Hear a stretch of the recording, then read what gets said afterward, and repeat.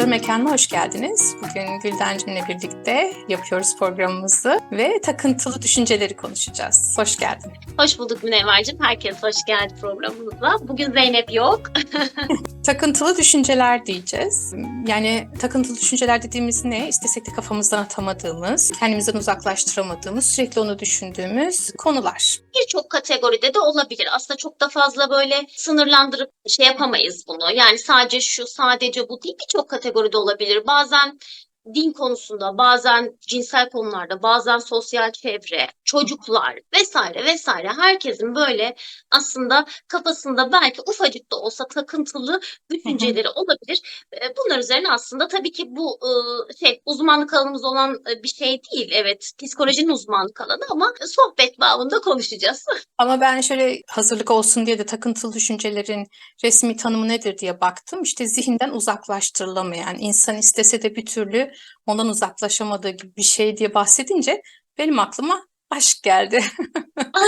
Ben de aşk yaşadığımda yani sevdiğimde aşk da o zaman bir takıntılı düşünce gibi hissettirdi bana. Ve bunun dediğin gibi psikolojinin alanı olan başka tarafları da vardır doğru. Ama biz koç olarak tabii ki o duygulardan eğer bu duygular kötüyse bile onlardan uzaklaşıp onu iyi bir şekilde evirmenin aslında ne kadar kıymetli olduğundan gibi şeylerden bahsedeceğiz diye düşünüyorum. Çünkü dediğim gibi benim aklıma gelen şeyler onlar. Evet, çok güzel mesela hakikaten takıntılı düşünce deyince hatta böyle çok fazla şey de yapmıyorum ben çünkü takıntılı düşünceye meyilli insanlarda şu da oluyor biliyor musunuz? Şimdi çok fazla böyle konu haricinde böyle özel örneğe girince örneğin şu aşk hani konu o farklı bir örnek ama örneğin şu dediğiniz zaman insanlar şunu düşünmeye başlıyor. Takıntılıysa acaba bende var mı? Acaba ben de mi böyle düşünüyorum deyip o takıntı fitilini biraz ateşlemiş de olabiliyoruz. O yüzden daha böyle konular üzerinden belki sohbet edebileceğimiz bir şey. Ya şöyle benim de aklıma mesela şu geliyor. Gerçekten aslında bir sürü kategorisi var. Fakat hani çok böyle kullandığımız, yani Türkçe'de de çok kullandığımız vesvese. Yani gerçek olmayan hayali bir şeyi aslında şöyle de diyebiliriz ya belki bu tuzağa şöyle düşülüyor genelde hatta. Yani şimdiye kadar hiç böyle bir şey yaşamadınız. Şimdiye kadar hiç böyle bir şey deneyimlemediniz ama bir gün otururken aklınıza geldi. Ya ben de böyle bir şey yaparsam. Şimdi zihin o kadar enteresan ki yani ufacık bir konu hakkında bir şey duysa bir yerden. Aslında konu hakkında çok fazla bilgi sahibi değil ama iki kelimeyle biraz fikir sahibi. Hemen bunun üzerine bir sürü düşünce geliştirmeye başlıyor. Sonra o düşünceyi başka bir düşünceyle birleştiriyor. Sonra önüne çok garip bir senaryo sunuyor. Bu sefer kişi bundan korkuyor. Acaba ben de böyle mi düşünüyorum? Acaba ben de böyle hissediyor olabilir miyim? Ya bu problemden bende de olabilir mi? Ya bakın bu bir hastalık bile biliyor musunuz? Yani hatta geçenlerde bakın başımıza gelen bir şeyi anlatayım şimdi. İşte bir arkadaşımın işte eşinin bir görme de bir problemi olunca işte doktora gidiyorlar falan. İşte beyinde anevrizma riskiyle alakalı bir şey sonuçtan bahsediyorlar. O ortamda bulunan başka bir arkadaşımız ertesi gün aslında benim de görmeyle alakalı problemlerim var. Kesin bende de böyle bir şey var. Ya bakın hiç konuyla alakası yok. Yani anlatabiliyor muyum? Takıntılı düşünce gerçekten böyle bazen ufacık bir yerden aldığımız bir fikri hemen kendimizle alakalı. Ben de böyle hissediyor olabilir miyim? Düşünüyor olabilir miyim? diye hayali bir korku yaratmak gibi. Aslında dediğin gibi o bir kanca gibi belki atıyoruz bir yerden bizle alakası olmasa bile sonra onun üstüne başka yerden topladığımız negatif düşünceleri de birleştirip kocaman bir kar topuna dönüştürüyoruz belki de hayatımızda takıntılı Evet, düşünceleri eğer negatif yönden bakacak olursak. evet. Ama dediğin gibi hani o negatif düşünceler hani sen de hep dersin ya neyi odaklarsak onu büyütüyoruz. Yani oradan Hı hı, yola çıkarak evet bu bir örnek olabilir doğru bir gözlerime baktırayım ben de böyle hissediyordum kısmı okey. hı Çünkü hı, check-up yapmak için diyelim uzun yıllardır yapmıyordur. Bu ona bir akıl vermek için dürtme olabilir. Akıl verip sen onu gidip göz doktoruna kendini baktırmadan hala daha var mıdır, var mıdır, var mıdır demenin bir mantığı yok. Çünkü keskin sirke küpüne zarar yani bu durumda. aynen. Aynen. Ve aslında biliyor musunuz böyle yapılan araştırmalarda da bu takıntılı düşünce sahibi insanların çoğunlukla böyle çok mükemmeliyetçi insanlar. Yani hata yapmaktan çok korkan, hep düzgün olmaya çalışan. Yani çünkü aslında öyle bir şey yok. Bu sadece düşünce ama adamı düşüncesi bile korkutuyor. Yani Evet. şöyle düşünün. Hani o düşünceden bazen o kadar kaçıyor ki siz hiç size yakıştıramadığınız bir şey aklınızdan geçiyor. Ama sizin ahlakınıza, sizin fıtratınıza asla uygun değil. Şimdi mesela dini bir konu atıyorum. Okay. E, aklınızdan geçiyor böyle bir şey. Bir vesvese hali. Aslında o kişi o kadar ahlaklı ve düzgün ki o hatayı yapabilme ihtimali bile onu korkutuyor. Hı hı. Halbuki yapmadı. Halbuki hayata geçirmedi. Hı hı. Ve bunu yapan bir sürü insan var aslında. Yapacak olsaydı yapardı. Ama yapmadı. Yapmamayı tercih etti. Yani ben mesela hepimizin aklına zaman zaman geliyor ama ben mesela hemen şunu diyorum kendime. Bu olacak olsaydı zaten olur. Yani bu zihnimdeki düşünce gerçek hayata geçecek olsaydı zaten geçerdi. Hı hı. Böyle şeyler yapan insanlar oturup bunun üstüne düşünmüyorlar çünkü. Yani o bizim korktuğumuz, hani o bizim korktuğumuz, o takıntılı düşünceyi yapan bir sürü insan var. Onlar oturup bunu düşünmüyorlar. Evet. Yapıyorlar. Evet. İşte bu noktada bizim o ana yazılımımız, o temel yazılımımız biraz devreye giriyor. Hı Hani hı. eylemle düşünce aynı şey değil. Orada düşünceyle gerçekliği biraz ayırt etmek gerekiyor galiba. Ya danışanlarımızda da görüyoruz ya, mesela işte diyelim annesine, babasına ya da işte eski eşiyle takılı kalmış. Orada bir kin var, bir nefret var, bir kızgınlık var. Mesela bu da bir takıntılı düşünce. Bir türlü o Evet, duygudan kurtulamamak, mesela özgürleşememek. Hani sonrasında da diyoruz ya, hep bu bir taraflarımızda bir hastalık olarak en sonunda evet. kendini göstermeye başlıyor. İşte o da o şeyi tutup bırakmamakta. Orada bakmak lazım. Ben bu tuttuğum kinde, nefrette neyle besleniyorum? Aslında beslendiğin şey, hani bir laf var, çok seviyorum. Zehri kendin içip karşıdakinin ölmesini beklemek gibi bir şey bu. Kin ve Hı hı. nefrete, üzüntüye tutunmak, değil mi? Evet, E, çok güzel. O yüzden hani bu duygular çok işimize yaramıyor. Gerçekten sizi üzmüş, incitmiş olabilirler. Ama onlar hakkında İncinmiş olabilirsiniz. incinmiş olabilirsiniz. Ama onlar hakkında geliştirdiğiniz negatif düşünce ve duygular sadece size zarar veriyor. İşte oradan Evet, bir an önce çıkmak ve bu aşk örneğini de çok seviyorum. Gerçekten aşk da bir takıntılı düşünce, okey.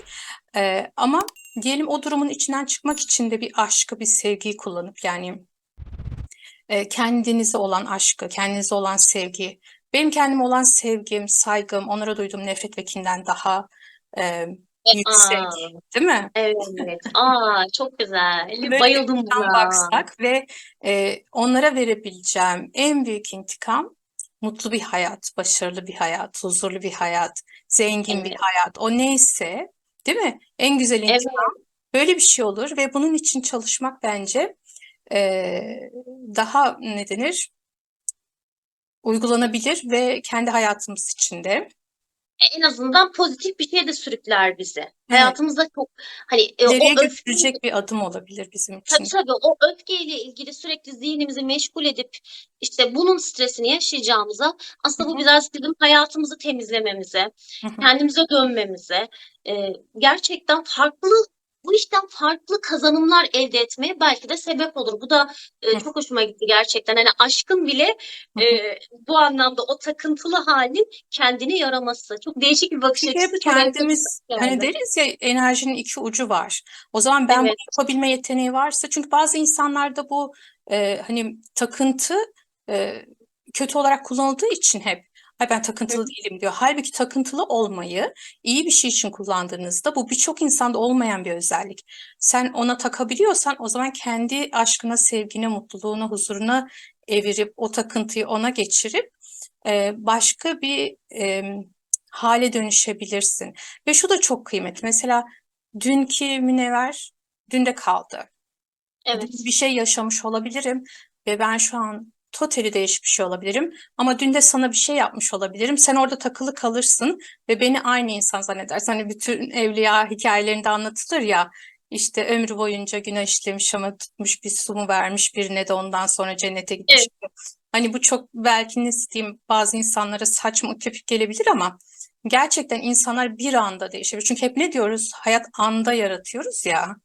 O anda kendine yeni bir hayat yaratmış olabilir ve sen hala orada takılı kaldığın için Ancak ve ancak kendi hayatını zehirliyor ve negatif etkiliyor oluyorsun.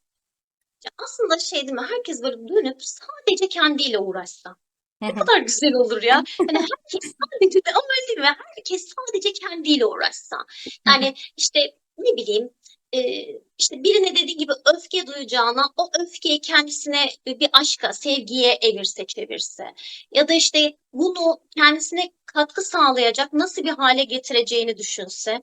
hı hı. Hayat o zaman çok muazzam bir yer olur gerçekten. Bunu şöyle hani her zaman başarabiliyorum anlamında asla demiyorum. Elbette ki yani işte öfkeleniyorum, kızıyorum, sinirleniyorum. Ama böyle olsa e, belki çok başka bir yerde olabilir dünya ya. Böyle düşünce çok hoşuma gitti bu fikir.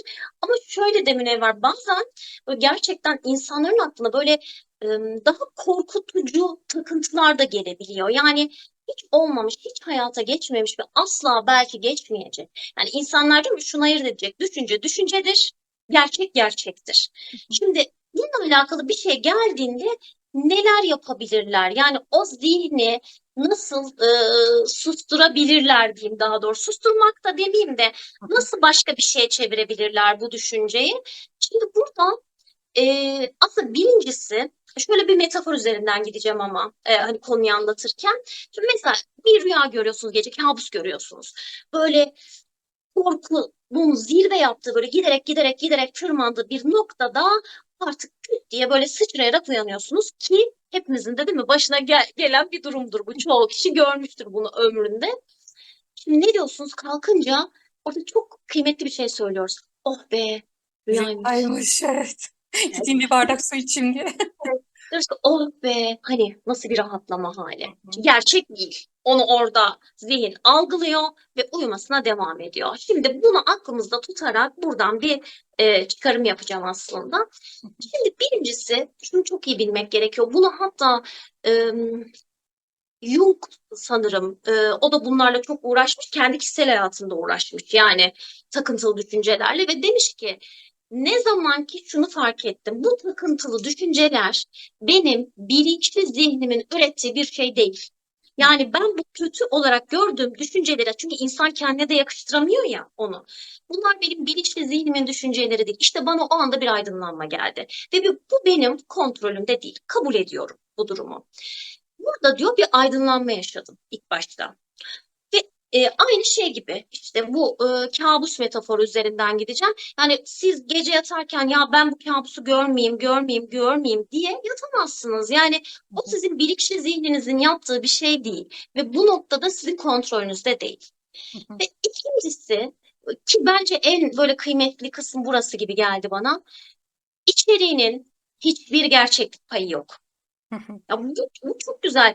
Bunun içeriği doğru değil. Aynı o kabustaki gibi. Şimdi kalkıyorsunuz, ne diyorsunuz? Bunun içeriği doğru değil ki. Bu hı gerçek değil ki. Bunu dediğiniz anda ne yapıyorsunuz? Rahatlıyorsunuz. İşte aynı şekilde takıntılı düşüncede de bu var. İçeriğinin hiçbir gerçekliği yok. hı, hı. Ne diyor? Üçüncüsü savaşmayın. Savaşmayı bırakın. Çünkü ya öyle değil mi Münevver? Hani düşün şimdi bir şeyden kaçmaya çalışıyorum. Bir fikirden. Ya o benim aslında gün boyunca bir şekilde böyle beynimde hep bir yerlerde. Yani Evet. onunla böyle savaşınca bu düşünce gitsin aklımdan. Artık bunu düşünmek istemiyorum. Ya hatta şöyle insanlar gerçekten var. Hani kafasını sallayıp bu düşünceleri kafasından atmaya çalışan. Yani çünkü kendine de hiç uygun bulmuyor bunu. Bu noktaya gelmeden gerçekten bu noktaya ya çok da fazla o düşüncelerin size ait olmadığını bilip Hı hı, savaşmayı bırakmak. hı hı, Şey gibi mesela bir arkadaşınız hiç sizin için bir önemi yok. Hiç hoşlanmıyorsunuz ondan. hı hı. E, yaparsınız? Şimdi bir arkadaşından hiç hoşlanmıyorsan, onunla sürekli kavga etsen, didişsen ne yaparsın? Hayatını alırsın, odak noktasına koyarsın. Böyle onu kocaman bir hale getirirsin. Değil mi? Aslında minnacık olan bir şeyi böyle büyütürsün, Enerjini palazlandırırsın. harcarsın onun için. Bu sefer ne olur? O sizin aslında o önemsemediğiniz şey çok önemli bir hayatınızda önemli bir noktaya gelir. Hı Ama diyelim ki girdiniz bir kafeye işte o sevmediğiniz kişi orada başka arkadaşlarınız da var sizin orada. Onunla hiç muhatap olmayıp diğer arkadaşlarınızla sohbet etseniz. Onunla çok fazla ilgilenmeseniz, onu aslında o anda yok saysanız, hiçbir enerjiniz de harcamaz, değil mi? hı, Sizi hı o kadar rahatsız da etmez ve hayatınızda önemli bir yerde almaz. İşte o vesveseye de aynı şeyi yapmak gerekiyor. Savaşmadan, büyütmeden, o minnacıkken minnacık haliyle kalmasına biraz aslında uğraşmak gerekiyor. Çünkü savaştığınız zaman onu kocaman bir hale getiriyorsunuz. Ve bu sefer ne oluyor biliyor musunuz? Aslında korkuncu da şu, insan zamanla kendi test etmeye de başlıyor. Yani diyor ki, şimdi bunu bir düşünüyor ya, hala böyle düşünüyor muyum? Şimdi bir yere gidiyor, hala benim aklımda bu düşünce var mı?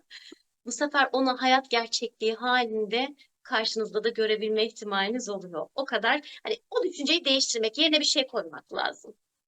Çok güzel bir şey söyledin. Hani o kabustan uyanıyorsun ya. O zaman o uyanmak ne aslında? Gerçek hayatımızda bir disturb, bizi disturb yapacak bir şey, bizi uyandıracak bir şey. Ne olabilir mesela? Ee, Bir arkadaşımız olabilir. Eğer ileri seviyedeyse zaten e, hani Psikolojik bir profesyonel yardım kesinlikle. destekler kesinlikle. Profesyonel destek. Hı hı. Eğer kendi kendimize o disturb yapamıyorsak ya da disturb yapacak arkadaşı, işi, gücü bulamıyorsak. Hı hı hı. Ama o uyanma kısmı çok güzel. Yani aslında o düşünceden bir uyanmak lazım. Evet. Gerçeklik payı var mı? Bu Korktuğum sadece bir kadar var mı? evet. Zihninin bazen bir oyunu. Sen Hı hı, gerçek değilsin. Hani bazen bunu o düşüncenize söyleyebilirsiniz. Hani şimdi başka bir şey koyun yerine diyorum ya. hı Şimdi hı, o bazen o düşünce şöyle rahatsız edebiliyor alttan alta. Diyor ki dur şimdi başka bir şey koyma. hı Sen daha bir beni çöz. hı, hı Ondan sonra başka işlerle ilgilen. Hayır, onu orada bırakın. hı, Yani çünkü zamanla bir bakmışsınız zaten artık bu düşünceniz yok olmuş gitmiş. hı O hı. yüzden hani ona çok fazla şey yapmayın, itibar etmeyin. Çocuklar ağlarken Evet. de böyle fark eder misin? Kendi hayatında da vardır mesela benim çocuk ağladığında. Aa kuş ya da işte aa kelebek gördün mü falan dediğinde çocuk ağlamayı bırakıyor. Neye ağladığını unutuyor. Gerçekten O bakıyor da kuş mu var, kelebek mi var? evet, Kafası dağılıyor. Aslında kendimize de bir çocuk gibi davranıp çünkü içimizde hep bir çocuk var diyoruz ya. Onun evet. kafasını dağıtacak, onun hoşuna giden, peşinden koşabileceği kelebekleri, kuşları sürekli yakınımızda bulundurmamız gerekir diye düşünüyorum. Hı hı. Son sözlerini alayım. Çok güzel konuşuyoruz. Dediğim gibi takıntılı düşünceler bence güzel bir şey. Eğer siz o takıntılarınızı güzel bir şey evirebiliyorsanız. Çünkü birçok başarılı insanın altında yatan da o takıntıları mesela ampulü bulmak için bir filmi de vardır bilirsin. Binlercesini yapıyor atıyor, yapıyor atıyor. Yani bunu takıntılı bir insan dışında biri yapamaz ya da başka bir Yapamam. başarıyı. O yüzden takıntılar güzel ama biz o takıntıları ne için kullandığımız çok kıymetli diyorum.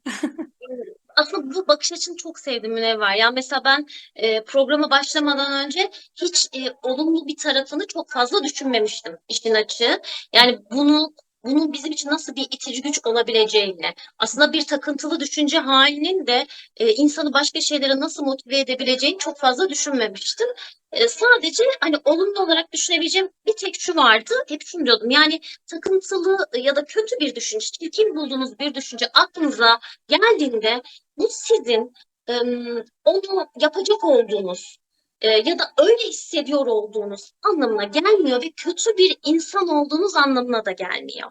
Sadece bir zihninizin olduğu ve bu zihnin zaman zaman herkeste olduğu gibi çalışabildiği tek bir şeyimiz var. Büyütmeyeceğiz. İşte büyüttüğümüz noktada ciddi bir problem haline gelebilir ki o zaman baş edemediğiniz noktalarda da hakikaten profesyonel yardım şarttır. Çünkü insanın hayat kalitesinde düşür. Bugünlük de bu kadar olsun o zaman bizden. Bir dahaki programda görüşmek üzere. Herkese hoşça kalın Görüşmek diyorum. üzere. Hoşçakalın.